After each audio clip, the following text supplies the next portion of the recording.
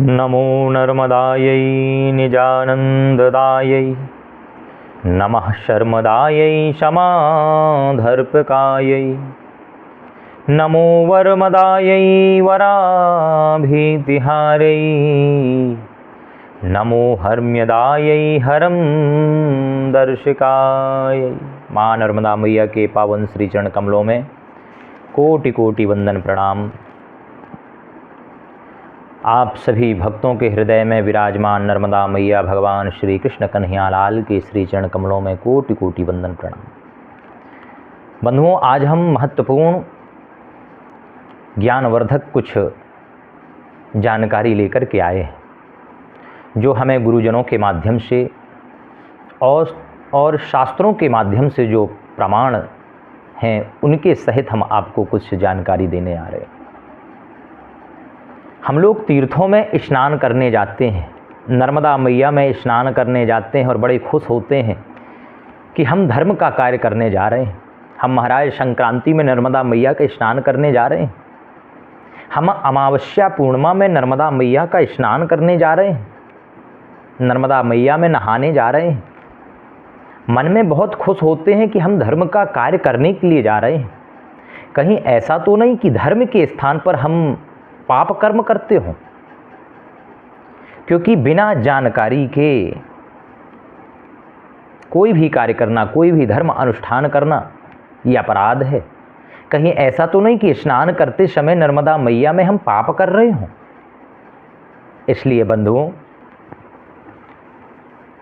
हम जब भी कहीं नर्मदा स्नान करने वाले जितने भी भक्त वहाँ पर जाते हैं, तो ऐसा तो नहीं कि हम पुण्य का कार्य करने जा रहे हैं और पुण्य की जगह कहीं हमें ब्रह्म हत्या का पाप तो नहीं लग रहा है।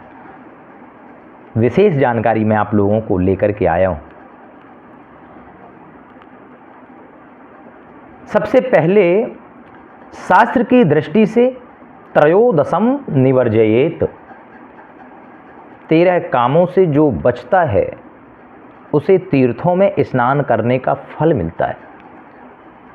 तीर्थों में यदि हम स्नान करने के लिए जाएं तो सबसे पहले तो 13 बात की हमें जानकारी होना चाहिए, कुछ हमें नियम होना चाहिए, कुछ पता होना चाहिए। संतों के मुख से, गुरुजनों से पहले पता करें कि नर्मदा मैया में हम स्नान करने जा रहे हैं, आखिर उसकी विधि क्या है। क्या हम लोग इतने दिनों से नर्मदा मैया में स्नान करने के लिए जाते हैं, तो क्या कभी हमारे मन में जिज्ञासा हुई कि आखिर स्नान की भी कोई नियम है। बंधुओं, सबसे पहली बात तो ये हमें ध्यान में रखना चाहिए कि हम लोग नर्मदा मैया में स्नान करने के लिए जाते हैं तो क्या हम मैया के आचमन को लेकर के क्या हम कुल्ला तो नहीं करते, क्योंकि नर्मदा मैया में कुल्ला करना, थूकना, ये ब्रह्म हत्या के बराबर पाप है।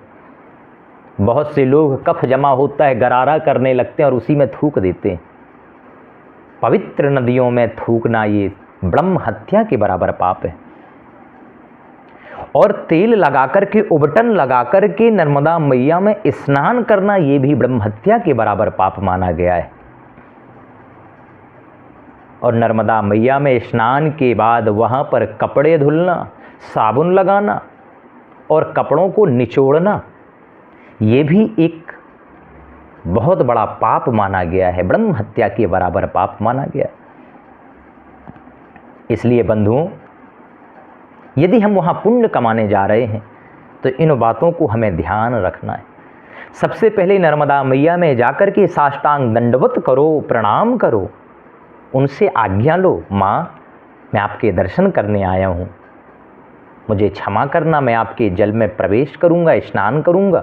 पहले माँ से आज्ञा मांगो। सबसे पहला कि दर्शन करते ही प्रणाम करो मैया को। स्नान कैसा होना चाहिए? स्नान मौसल स्नान होना चाहिए, यानी एक बार डुबकी लगा करके सीधे निकल आना, ये स्नान की विधि है। उसमें हाथ फेर फेर करके, मैल छुटा करके नहाना ये अपराध है। कोई भी पवित्र नदियों में केवल एक डुबकी लगा करके माँ को प्रणाम करके बाहर निकलना ही सबसे बड़ा पुण्य का कार्य। इसलिए ये जानकारी होना चाहिए। मल घर्षणम नहीं होना चाहिए। अपने मैल का घर्षण करके स्नान कदापि नहीं करना चाहिए। और नियम क्या है? स्नान करते समय मौन स्नान करना चाहिए, प्रलाप नहीं करना चाहिए, बोलना नहीं चाहिए, चिल्लाना नहीं चाहिए। फिर वो हम धार्मिक दृष्टि से नहीं, फिर वहाँ पर हम अपराध करने लग जाते हैं, क्योंकि हम धार्मिक दृष्टि से जा रहे हैं, धार्मिक कार्य करने के लिए जा रहे हैं, स्नान करने के लिए जा रहे हैं पवित्र नदी में। फिर वहाँ पर वो किसी भी प्रकार का फिर कोई पुण्य नहीं होता, वो फिर पाप होता है।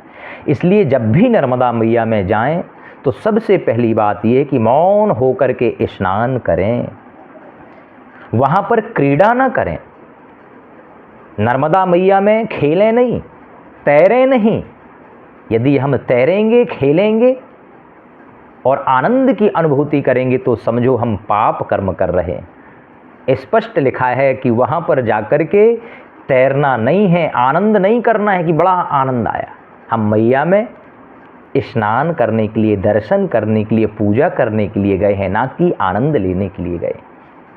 इसलिए कुछ बातों का विशेष ध्यान दें। यदि हम उसमें तैरेंगे नर्मदा मैया में तो फिर हमें पाप लगेगा, पाप के भागीदारी होंगे, हम पाप के भागीदार बनेंगे। और क्या नियम है? बोले स्नान करते समय दूसरे स्नान करने वालों को देखना नहीं है, चाहे पुरुष हो चाहे स्त्री हो। स्नान करते समय आपको किसी को देखना नहीं है। स्नान करते समय केवल और केवल नर्मदा मैया का ही दर्शन करना है, नर्मदा मैया, गंगा मैया का ही चिंतन करना है। ये नियम है। और सबसे महत्वपूर्ण बात यह है कि नर्मदा जी से 40 हाथ दूर लघु शंका जाना चाहिए। यदि लघु शंका हमें आई है तो नर्मदा मैया से 40 हाथ दूर जाना चाहिए हमें लघु शंका। और यदि दीर्घ शंका जाना है, शौच क्रिया करना है, तो 400 हाथ दूर जाकर के हमें शौच क्रिया करना चाहिए। और सबसे महत्वपूर्ण बात यह है कि नर्मदा मैया का जल कदापि नहीं ले जाना चाहिए। यदि वहाँ पर व्यवस्था नहीं है किसी कारणवश, तो वहाँ पर नर्मदा मैया में शौच क्रिया कदापि ना करें। उससे बड़ा पाप दूसरा कोई हो नहीं सकता बंधुओं। कोई भी पवित्र नदी हो उसमें शौच क्रिया नहीं करना चाहिए, मल का त्याग नहीं करना चाहिए। यदि कोई व्यवस्था नहीं है तो अपने पात्र में जल लेकर के बाहर आएं और सबसे पहले उस जल को जूठा कर दें, उसके बाद आप ले जा सकते हैं। ये नियम है। पवित्र जल का सीधा सीधा शौच क्रिया में उपयोग नहीं करना चाहिए। और क्या नियम है? नर्मदा जी स्नान करते समय जाप कर्म करना चाहिए, जाप करना चाहिए। गुरु मंत्र का जाप करें। कम से कम 27 बार गुरु मंत्र का जाप जरूर करना चाहिए नर्मदा जल में खड़े होकर के। नर्मदा मैया में इस खड़े होकर के यदि जाप किया जाए तो 1000 गुना ज़्यादा फल प्रदान करता है। यदि हम 27 बार भगवान का नाम लेंगे, गुरु मंत्र का जाप करेंगे, नर्मदा मैया का स्नान के समय स्मरण करेंगे, तो वो 27,000 गुना ज़्यादा फल प्रदान करेगा। नर्मदा मैया जब हम जाएं तो वहाँ पर दान करें, 1000 गुना ज़्यादा फल प्राप्त होगा। गरीबों को भोजन कराएं और किसी ब्राह्मण को भोजन कराएं। नर्मदा तट पर यदि एक ब्राह्मण को यदि हमने भोजन कराया है, ब्राह्मण भोज कराया है, तो 1000 ब्राह्मणों को भोजन कराने के बराबर वहाँ पर एक ब्राह्मण को भोजन कराने का फल प्राप्त होता है। इस प्रकार बंधुओं तीर्थ की विधि का पालन करना चाहिए। लिखा है तीर्थ फलित विधुना, तीर्थ फलित विधिना। यदि हम विधि के साथ हम तीर्थों का दर्शन करेंगे, तीर्थों का पालन करेंगे विधि के हिसाब से, शास्त्रों की विधि के हिसाब से, तो हमें पुण्य की प्राप्ति होगी। वरना हम वहाँ पर पुण्य नहीं अपितु पाप कर्म करने के लिए आए हैं, हमसे पाप हो रहे हैं वहाँ पर। और स्कंद पुराण में तो स्पष्ट लिखा है कि दृष्ट्वा जन्म शतम पापम, नर्मदा जी का दर्शन करो। नर्मदा जी के दर्शन करने से 100 पाप नष्ट हो जाते हैं केवल दर्शन मात्र से। क्या लिखा है कि दृष्ट्वा जन्म शतम पापम, नर्मदा जी के दर्शन से 100 पाप तुरंत जल करके नष्ट हो जाते हैं। और पीत्वा जन्म शतत्रयम, और नर्मदा मैया के एक आचमन जल का पान करने से 300 जन्म के पाप जो हैं वो नष्ट हो जाते हैं। स्नात्वा जन्म सहस्त्रम च, और यदि स्नान कर लिया तो 1000 जन्म के आपके जो पाप हैं बंधुओं वो जल करके नष्ट हो जाएंगे केवल एक स्नान से। स्नात्वा जन्म सहस्त्रम च, यदि आपने नर्मदा मैया के पवित्र जल में स्नान कर लिया तो 1000 जन्म की जो आपके पाप हैं वो जल करके नष्ट हो जाएंगे। रेवा पात कलौ युगे, कलयुग में रेवा महारानी समस्त पापों को नष्ट करने में उनमें सामर्थ्य है। कलयुग में नर्मदा मैया समस्त पापों को नष्ट करने में सामर्थ्य रखती हैं, ताकत रखती हैं। इसलिए जब भी हम नर्मदा मैया में जाएं तो इन बातों का हमें विशेष ध्यान देना चाहिए। नहीं, हम तो बड़े खुश हो रहे हैं कि आज हम पूर्णिमा में, आज हम अमावस्या में, आज हम पितृमोक्ष अमावस्या में तर्पण करने आए हैं, स्नान करने आए हैं, दर्शन करने आए, और पता चले हम दर्शनों के माध्यम से हम बहुत बड़ा पाप कर्म कर चुके हों, ब्रह्म हत्या का पाप हमें लग गया हो। इसलिए कभी भी जाएं तो इन बातों का विशेष ध्यान रखना चाहिए। हर जगह के हमारे किए हुए पाप जो हैं वो तीर्थों में जाकर के नष्ट हो जाते हैं। नर्मदा मैया के दर्शन से, नर्मदा मैया के पूजन से और उनके स्नान से हमारे जितने भी पाप हैं, हमारे विकार हैं, वो सब नष्ट हो जाएंगे।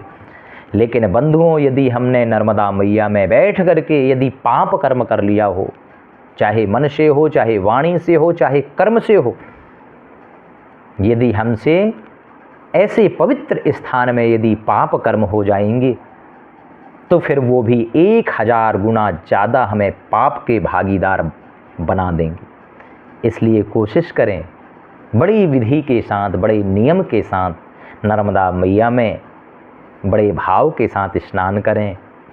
उसके बाद पूजा करें, दीपदान करें, नैवेद्य लगाएं, चुनरी चढ़ाएं, ब्राह्मण को भोजन कराएं, वहाँ पर दान करें, क्योंकि हम पुण्य कमाने गए हैं वहाँ पर। दान कर्म से कभी पीछे नहीं हटना चाहिए। दान करें, उसके बाद माँ को प्रणाम करके श्रद्धा के साथ फिर अपने घर को आएं। इस प्रकार यदि कोई विधि से माँ का स्मरण करता है, चिंतन करता है, तो निश्चित तौर पर मैया के कृपा पात्र बनता है। मैया उन भक्तों पर विशेष कृपा करती हैं, उनके जीवन में कभी धन धान्य की किसी भी प्रकार की कोई समस्या नहीं आती है। उनका जीवन, उनके परिवार का जीवन धन्य हो जाता है और आनंद के साथ उनका जीवन व्यतीत होता है। इसलिए बंधुओं, मेरे ये जो शास्त्रों की बात है, इनका जो भी भक्त पालन करेगा उनका कल्याण हो जाएगा। तो यदि मेरे इन शब्द आप लोगों को अच्छे लगे हों, शास्त्र सम्मत बात बताता हूँ मैं कोई मन से गढ़ी हुई बात नहीं बताता। गुरुजनों से जो मैं सुनता हूँ, उनके मुखारविंद से जो मुझे ज्ञान प्राप्त होता है, तो मैं चाहता हूँ कि जो मैंने सुना है वो मैं आप लोगों तक पहुँचाऊँ, ताकि मेरे साथ साथ आप सभी का कल्याण हो। यही मेरा भाव होता है, यही मेरा एक वीडियो बनाने का उद्देश्य होता है।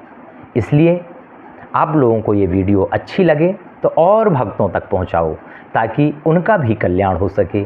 हमारे समस्त जितने भी सनातन धर्मी भाई हैं, उन सब का कल्याण करना ही हमारा एक ध्येय है, हमारा एक उद्देश्य है। आप सभी को प्रेम से बोलिए नर्मदे हर। कमेंट में नर्मदे हर जरूर कहिएगा, ताकि मुझे लगे कि आप लोग बड़े भाव के साथ मेरी वीडियो सुनते हैं और मैं और अच्छी वीडियो लेकर के आप लोगों तक आऊं और आपके जीवन को भी धन्य बना दूं। नर्मदे हर। हर हर महादेव।